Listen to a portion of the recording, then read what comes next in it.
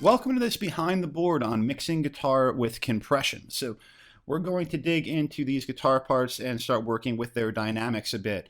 First things first though, I want to talk about the bass now. We had a direct tone on bass for this one. This was plugged directly into the computer, through a preamp first, but into the computer.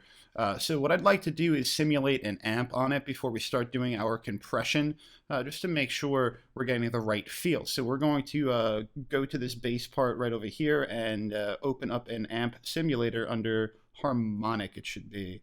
And we'll use the 11 Lite. It comes with Pro Tools now. Pretty cool plugin. And this is the Lite version. You can get the full version as well, which has a lot more to it. But let's just solo it out. Let's find some pretty cool settings. This is meant for guitar, but I'm sure we could find some cool stuff for bass as well. Let's see where they keep their presets is right under here. I'm going to work off of their clean presets. One of these three should be what I'm looking for. I'm not looking for any crunch on this bass. So let's start working with it.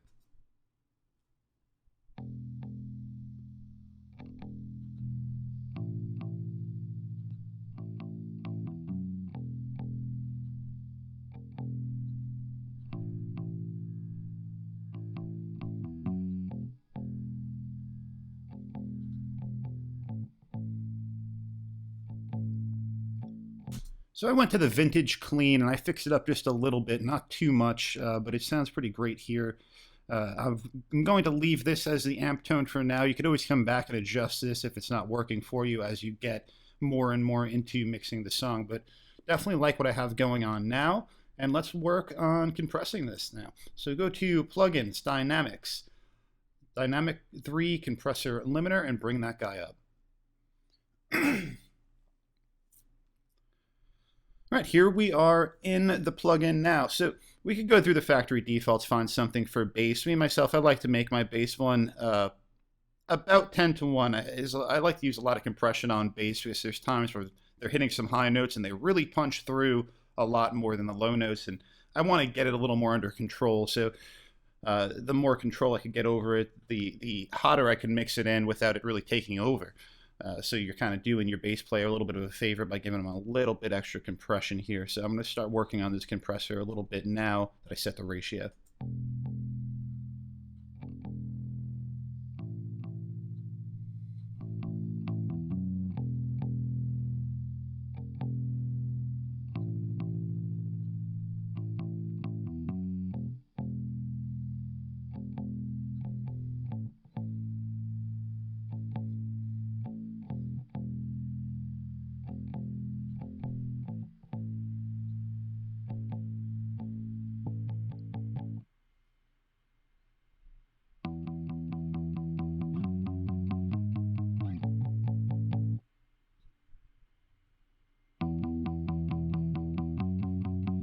So you can see I'm using quite a bit of compression here, and that's how I usually like to handle the bass part. I like to compress it a little more than I would a guitar or something. But here we are. You can check out the settings. It's ratio 10 to 1, attack 5 milliseconds, release is 1.1 seconds. So nice long release.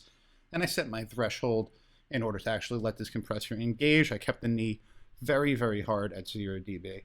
So let's move on to our guitar left. This is our heavy guitar. Plug-in dynamics and our dynamic 3 compressor limiter. You're probably tired of hearing me say that by now, but just want to show you where we're going each time. So let's work with this guitar. This time we'll try one of the presets. We'll see what it feels like.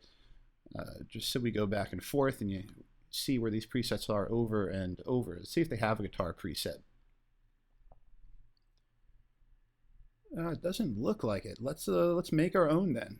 They have acoustic guitar and bass guitar, but it doesn't look like they have a nice electric guitar preset for us. We're just going to make our own. So here we go. We'll start from the chorus. We'll listen to what it sounds like with this bypass. Start getting a feel for how much crunch we'll need to put on this guy. Crunch isn't the word. How much compression we'll need to put on this guy.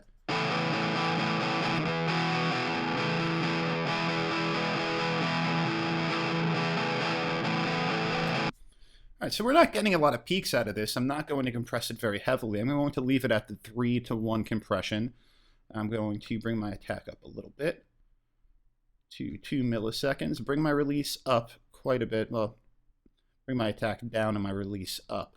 My release I'm going to bring up to 300 milliseconds.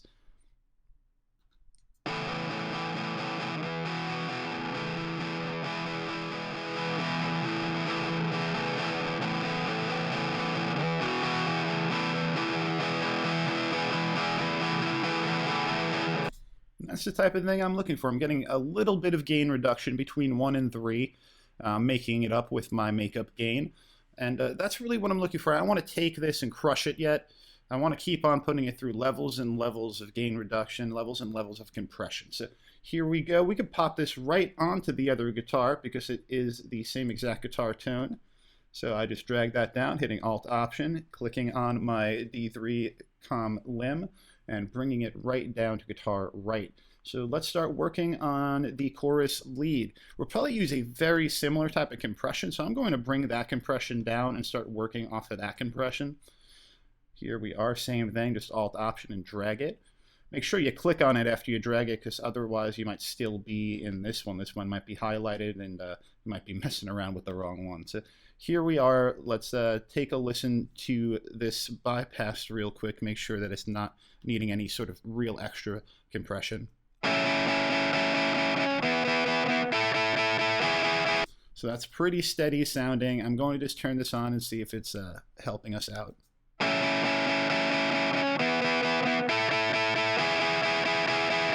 It's exactly what I'm looking for. It's a little more control over the guitar part. Perfect. So we'll go to the clean guitar next. This clean guitar is also going to get some sort of compression on it. So let's go into our plugins, dynamic, and our dynamic compressor again, and start working on the clean guitar. See what it sounds like without anything.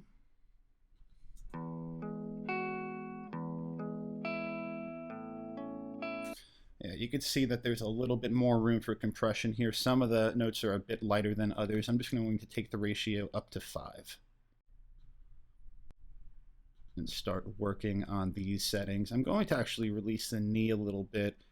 I don't want it to be that hard of a compression on this part, just because this part is a little more delicate, so I want to treat it that way. So here we go.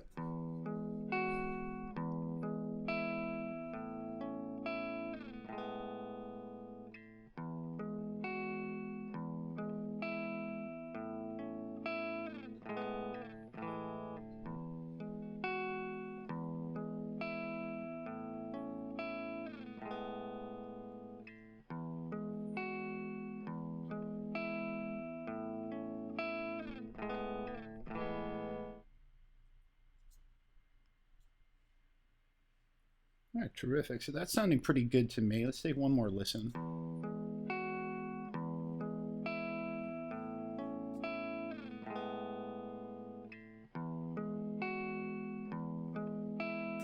All right, really sounding good to me. I'm going to keep it right there. I'm also going to take that down to this verse lead part. It's a very similar part. Looks like I might use a little more compression on the verse lead part, but I'm going to drag it down and then start working on it.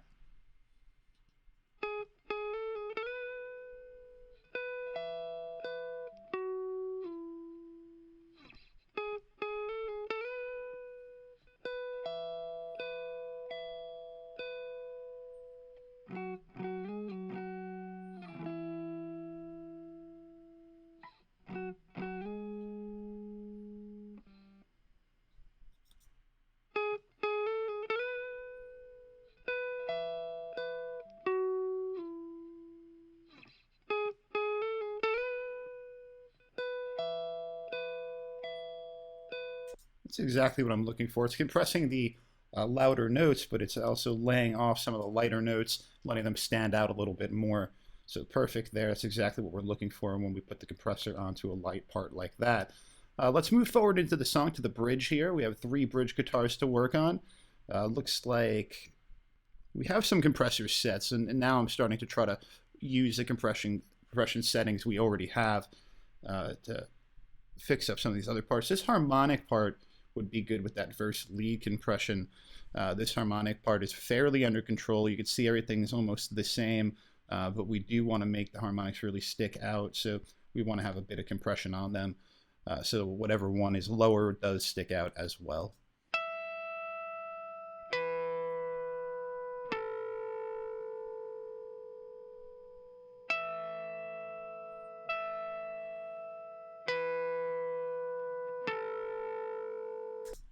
Perfect. That's what we're looking for. Didn't really change anything about it, just sounded good, so I'm just going to leave that one. Let's move over to our bridge guitar. I'm going to try the same compression, see if it sounds good to me.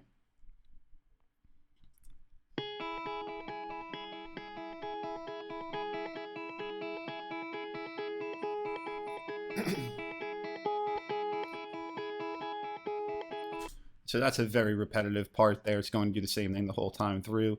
Want to keep it level, so I just brought the threshold down a little bit so we get a little compression on the entirety of it. And let's check out that last bridge part.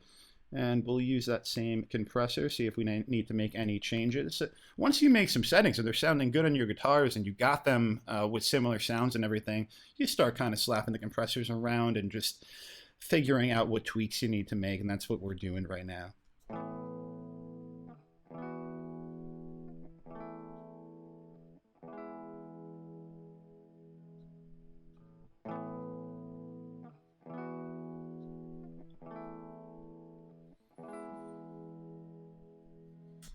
Good. That one just needed a little bit lower on the threshold, a little bit higher on the release. Put that release up to 1.1 seconds again, just so it compressed quite a bit of the actual strum out rather than just the beginning of the strum out and let everything else go away. I wanted the compression to slowly come off of it rather than come off quickly and give us some weird sound where the original hit is almost less powerful than the rest of it. So that's why I took that release up quite a bit there. But here we are. We just finished up our mixing guitar compression, and we'll move on to the next step. I'll see you on the next one.